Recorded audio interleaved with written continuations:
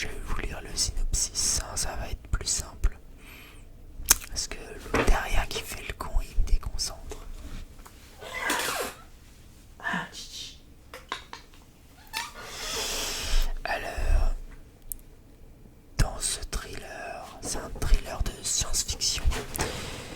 Je savais pas que ça existait d'ailleurs comme genre de film. Brillamment réalisé par James Gray. La nuit, alors entre guillemets, entre parenthèses là, la nuit nous appartient, tout l'over, fermez la parenthèse. Brad Pitt livre une performance incroyable lorsque de mystérieux événements menacent la vie sur Terre. L'astronaute Roy Mike Bride, donc joué par Brad Pitt, s'aventure jusqu'aux confins du système solaire à la recherche de son père disparu.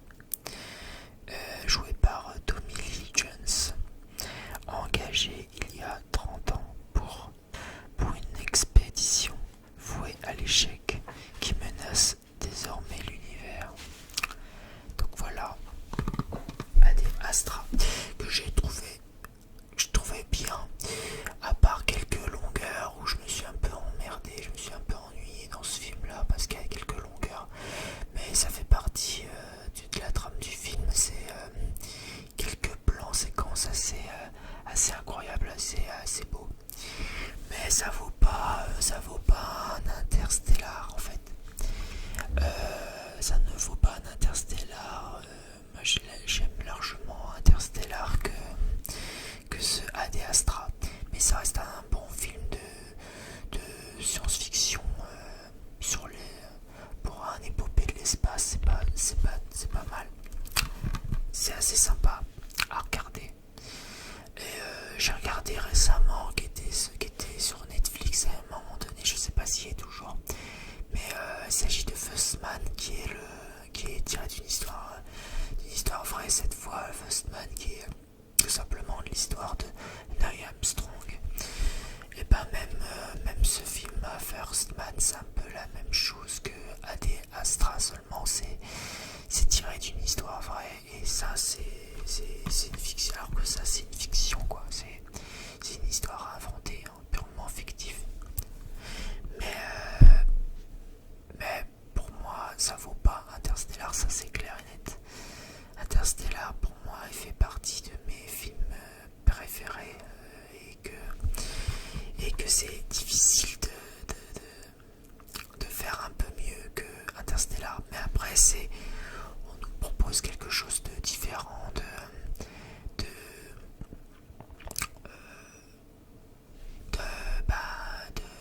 une histoire différente tout simplement, où les thématiques sont pas les mêmes, le contexte n'est pas le même, enfin, bref,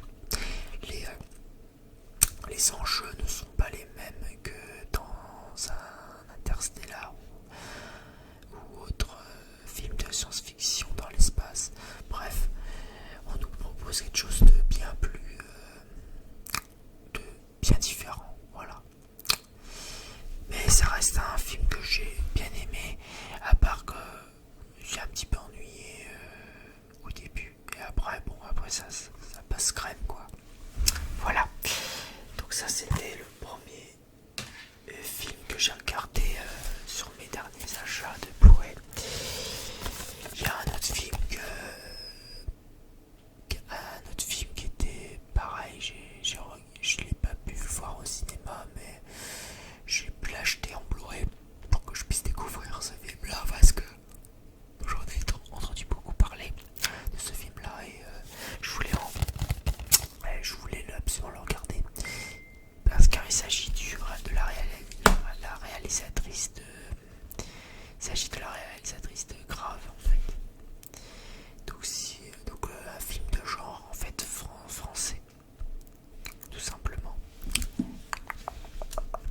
Un film français tout simplement. Il s'agit de Titane. Il s'agit de Titane. Donc film de Julia Ducournau.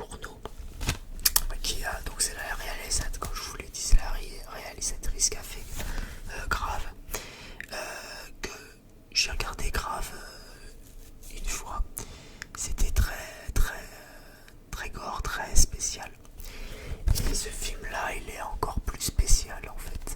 Il est encore plus, je dirais pas trash, il est moins gore que grave, mais il est un peu plus trash, un peu plus, si je peux dire, il y a des scènes de sexe, il y a des, voilà, il y a moins, enfin, j'ai trouvé, en fait, l'histoire est encore plus farfelue, encore plus bizarre que l'histoire de Grave, quoi. Là, la réalisatrice nous propose quelque chose qui n'est pas très commun, qui est qui est très rare dans le cinéma. Et justement, c'est ça que j'aime bien dans ce genre de cinéma, c'est qu'elle propose quelque chose, c'est proposer des choses qui sortent de l'ordinaire, qui sortent des sentiers battus. Et justement, c'est ce que j'ai bien aimé dans le film, c'est que pour un film de genre à la française, c'est vraiment, il y a de très bonnes idées, il y a de l'ambition, Après, faut aimer le côté un peu gore, le côté horreur, un petit peu horreur dégueulasse, un petit peu dégueulasse, sexe, il y a du sexe, du sexe, de la vulgarité, mais sans rentrer dans les clichés les plus graves, ouais. Et je trouve que ça a une très bonne facture, je dirais. C'est un beau film qui se regarde, qui te laisse, qui a du suspense. Il y a des situations dans lesquelles on s'y attend pas, tellement que l'histoire est chelou. Bon, l'histoire n'est pas chelou au point de rien comprendre, au contraire. L'histoire est dans l'ensemble, est facile à comprendre. Mais la situation, le contexte de se passe l'histoire, c'est très très très... comment dire, c'est très particulier quoi. L'ambiance est très particulière. On est dans une ambiance assez pesante, assez menaçante, je dirais, et à la fois fascinante quoi, je dirais. Donc ça parle. Donc je vais vous lire le synopsis de Titan. Un petit tapping quand même habituel. La routine habituelle, les petits tappings. Après une série de crimes inexpliqués, un père retrouve son fils disparu depuis 10 ans. Titane, métal hautement résistant à la chaleur et à la corrosion, donnant des alliages très durs. Voilà, en gros c'est très court, mais ça a bien plus de choses à voir encore. Vous avez rien vu, rien entendu.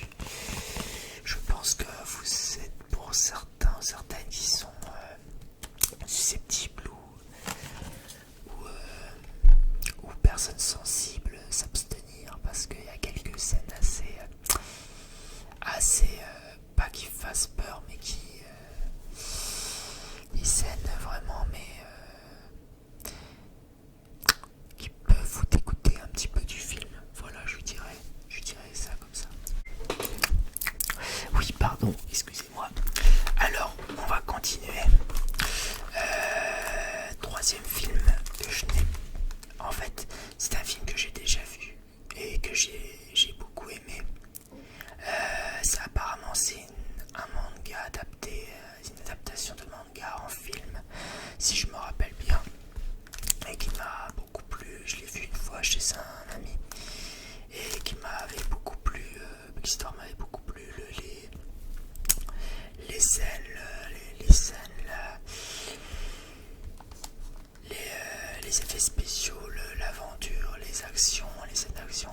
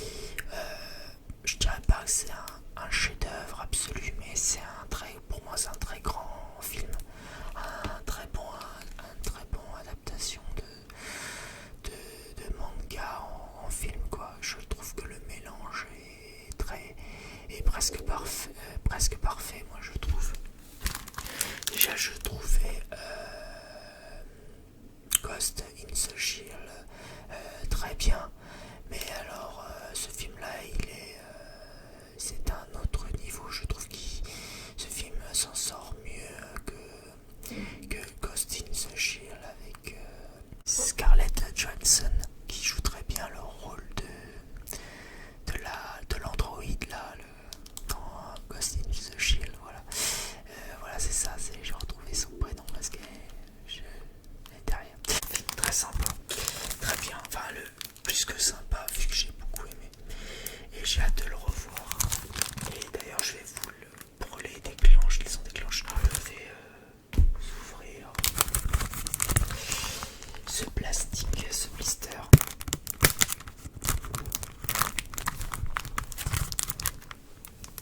Pour le plaisir des oreilles.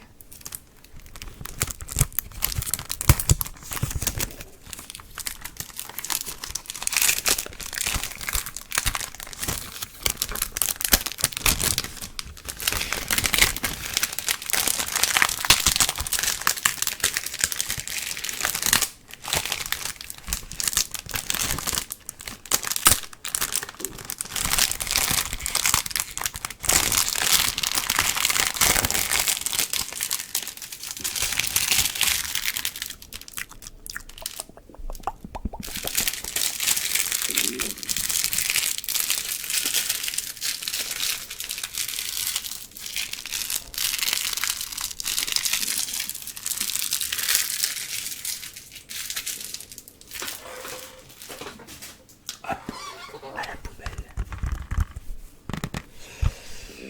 Donc voilà, encore une fois, très bon film, très bonne réalisation, de très belles scènes, des moments d'émotion aussi. J'adore le scénario est impeccable, je trouve, pour un film de ce pareil, un blockbuster de science-fiction. Voilà, un très grand film de science-fiction. Mais il me semble, si je me trompe pas, il me semble que c'est un manga à la base, Alita. Basé sur le. Ouais, c'est marqué dessus. Basé sur le manga culte Gunnum. Enfin, je sais même plus, c'est G-U-2-N-M. Et réalisé par Robert Rodriguez.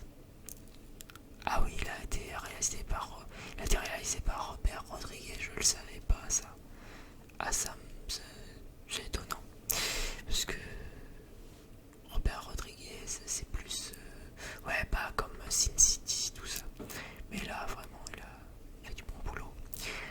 Nous plonge dans les méandres d'un monde futuriste sublimé par le cinéaste visionnaire James Cameron, Avatar, Titanic, scénariste et producteur de ce véritable chef-d'œuvre de la science-fiction. Voilà, je vais vous lire le synopsis. Lorsqu'Alita se réveille sans aucun souvenir de qui elle est, dans un futur qu'elle ne connaît pas, elle est accueillie par Ido, un médecin qui comprend que derrière ce corps de cyborg se cache une jeune femme au passé extraordinaire.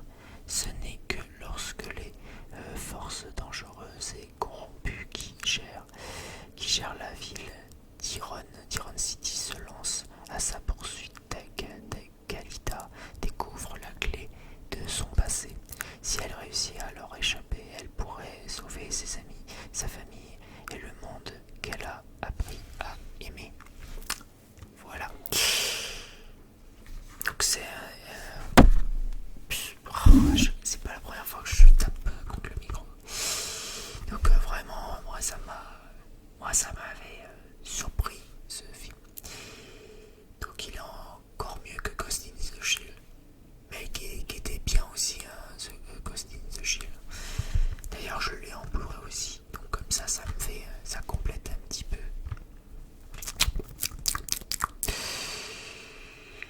Voilou. Alors maintenant au suivant. Un autre, après ça va remontrer Titan, un autre film français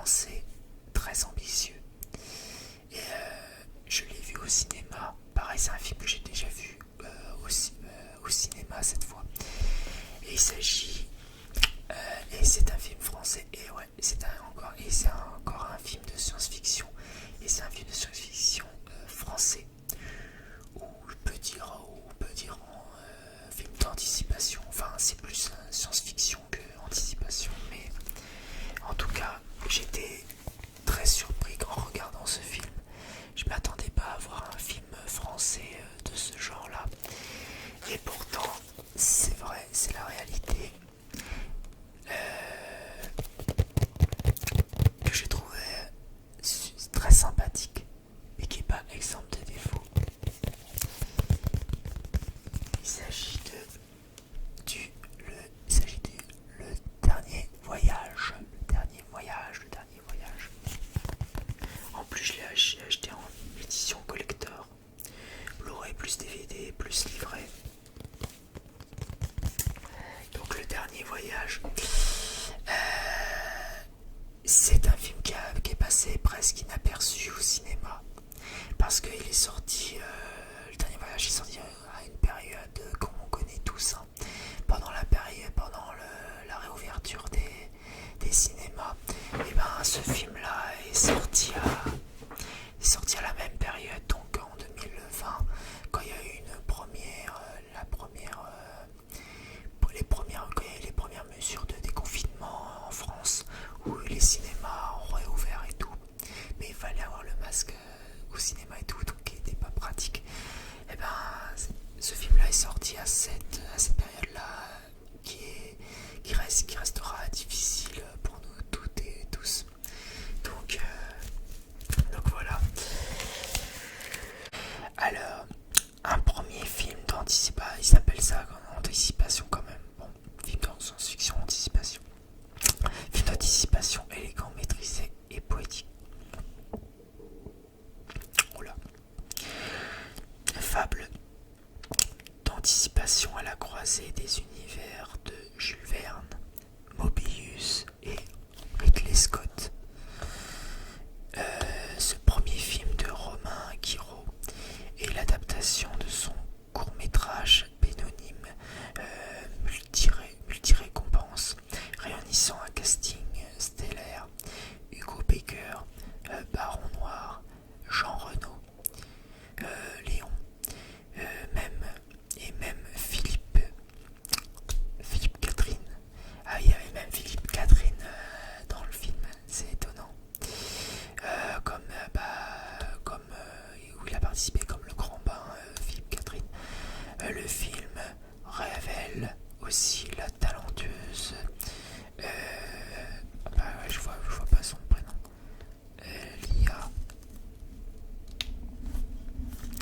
Lia Sadi Lesser. Bref, non, ouais. De toute façon, il y a les noms sur la couverture. Cette œuvre de science-fiction made in France, voilà. Made in France, portée par un metteur en scène prometteur, nous entraîne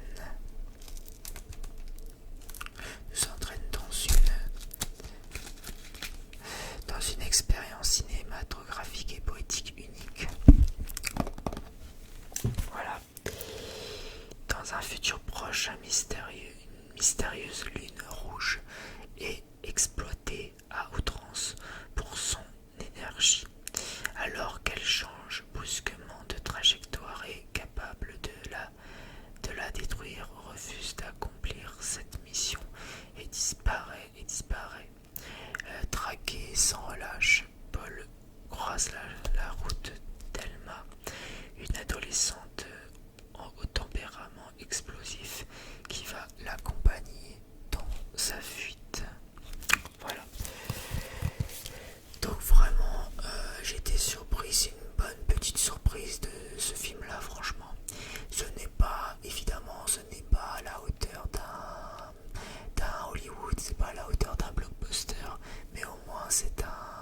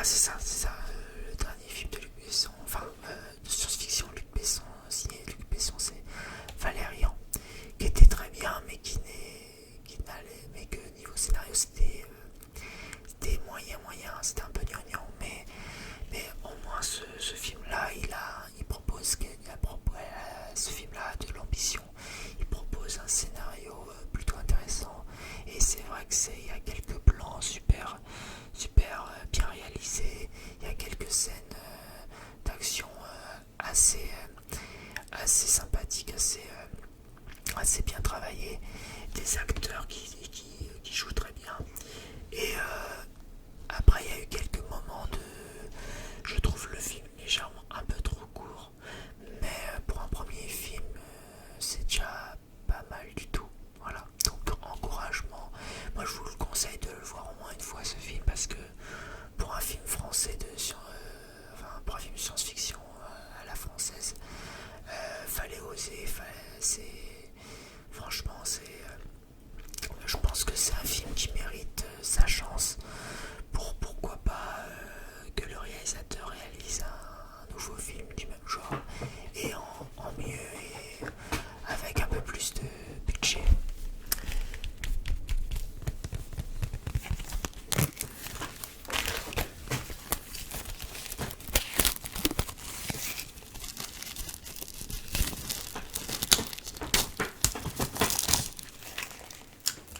Tu vas faire de la SMR, Jimbo?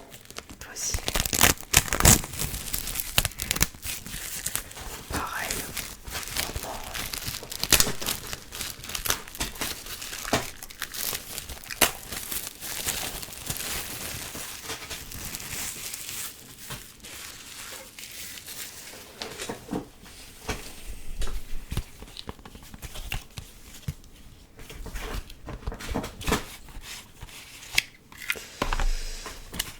Voilà la fiche. Ça c'est la fiche du film. Vraiment pas mal. C'est joli. C'est très bien représenté. Ça correspond bien le film que j'ai vu au cinéma. Voilà. Alors apparemment il y a quelques images, quelques belles images. Voilà. Ah oui, il y avait quelques plans séquences, quelques scènes qui étaient vraiment très jolies, il y avait de très beaux plans, un très beau diaporama. Ouais, bref, un film à découvrir pour vous si vous connaissez pas. Et voilà il y avait quelques stickers, tiens. C'est drôle. Voilà. Bienvenue en France 2048, avec la fameuse lune rouge. De toute façon, on le voit bien, la lune rouge. Voilà, quelques images. Je vous montre quelques images pour vous montrer un petit peu l'ambiance du film. Voilà. Un peu rétro-futuriste, et voilà, tout simplement. Avec un petit message sur l'écologie. D'ici 2050, gna gna gna, on risque d'augmenter de plus de 2 degrés, etc.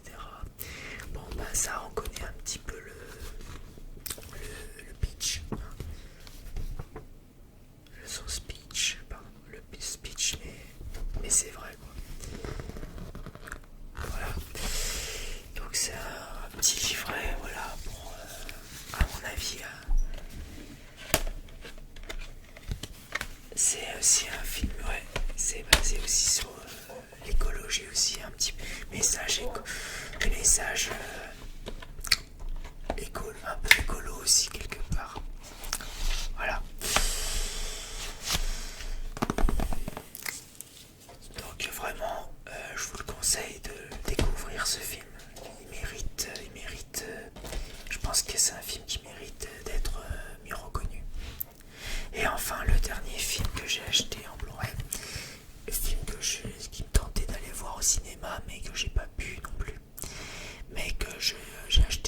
qui est sorti récemment.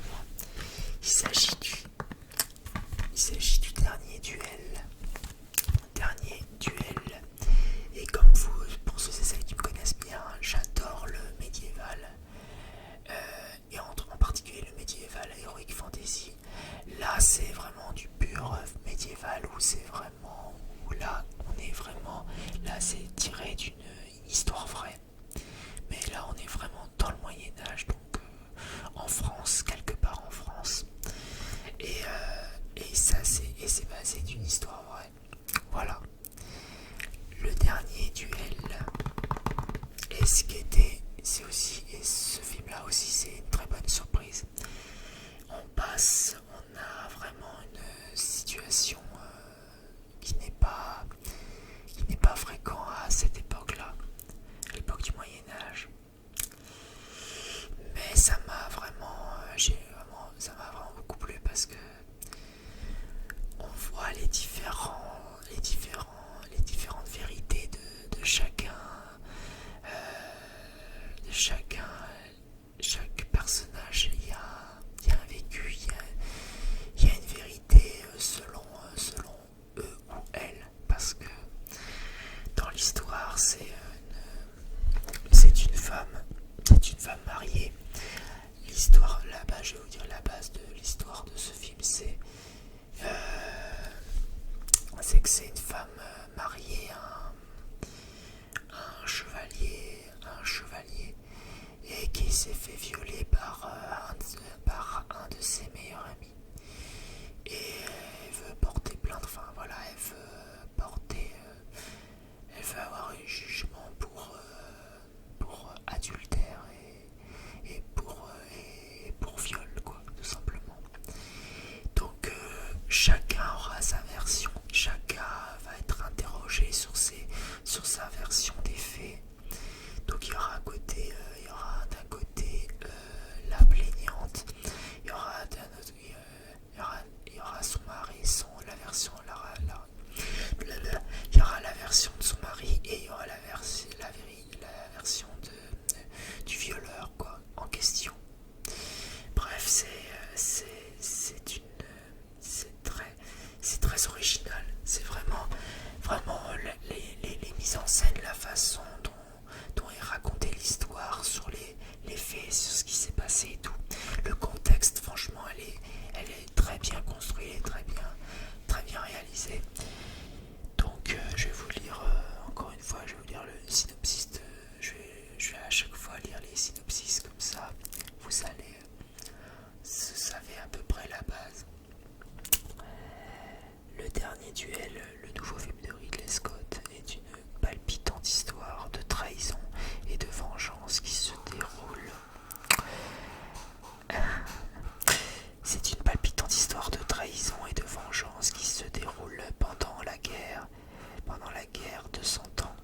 Fondée sur des événements réels, cette épopée médiévale éclaire d'un jour nouveau ce que l'on pensait savoir du dernier duel.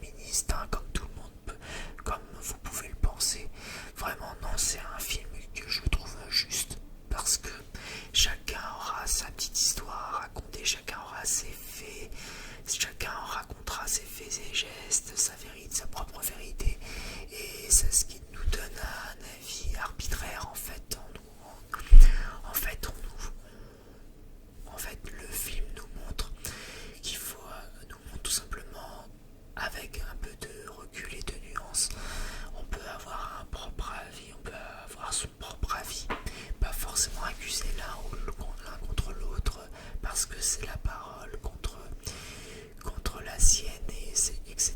quoi. Exact. Voilà, si c'est. En fait, c'est vraiment. C'est plus complexe que ça, c'est plus nuancé que ça. Franchement, ça nous donne un avis, à nous personnellement, savoir ce qu'on en pense de cette histoire. Et justement, c'est bien d'avoir un peu de contexte, d'avoir un peu d'avoir un avis arbitraire, si je peux dire ça comme ça. Pas forcément, ça va ni pour l'un ni pour l'autre. C'est juste sur des faits. Ça va être jugé juste pour des faits et voilà. Et ça reste un film tiré d'une histoire vraie, tout simplement, et qu'il ne faut pas négliger, puisque voilà, c'est bon à savoir, quoi. C'est toujours un peu de. C'est l'histoire, quoi. C'est de l'histoire. C'est vraiment que. C'est après une histoire vraie, tout simplement, que on peut pas négliger, tout simplement. Et franchement, d'avoir réadapté ça en film, franchement, c'est vraiment, je dirais pas un coup de génie, mais c'est vraiment du grand art. C'est vraiment bien réalisé, et en plus, moi qui adore le médiéval, forcément, ça me parlait, et sur des faits historiques, moi j'adore aussi, tu vois, vous voyez. Donc voilà, sur les faits, juste pour les faits historiques, ça m'intéressait beaucoup, quoi. Après, chacun aura sa propre avis là-dessus. Mais certains disaient que c'était un film féministe, blablabla. Non, moi je dis surtout que c'est un film tout simplement humaniste. Tout simplement, on parle de faits réels, de contexte qui s'est passé pendant la période de son temps, et que voilà, que c'est pas réalisé de A à Z. Je sais pas si ça s'est passé exactement comme ça, mais en tout cas une chose est sûre, c'est que le message est clair et net et précis